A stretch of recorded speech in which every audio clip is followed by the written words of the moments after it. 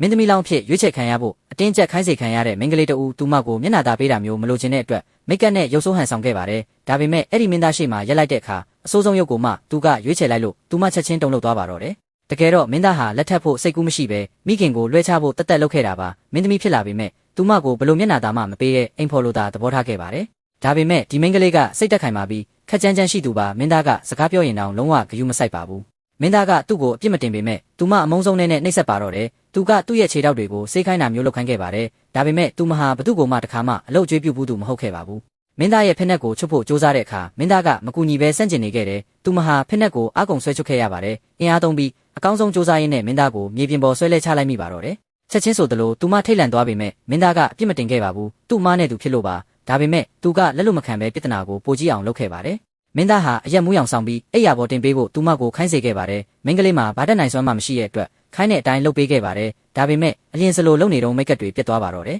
သူမရုပ်ဆိုးဟန်ဆောင်ထားမှန်းမင်းသားတိသွားခဲ့ပါတယ်သူမရဲ့မျက်နှာအစ်စ်ကိုမြင်လိုက်ရတော့နင်းနေသဘောကျစိတ်ပိုဝင်လာခဲ့ပါတယ်နောက်တစ်နေ့မှာသူမကိုထပ်တွေ့တဲ့အခါပြုံးမမိအောင်မထိန်နိုင်ခဲ့ပါဘူးဒါကိုမြင်လိုက်ရတဲ့စီမံခန့်ခွဲသူကတော့မင်းသားကသူမကိုကြိုက်နေပြီလို့တွေးလိုက်မိတော့တယ်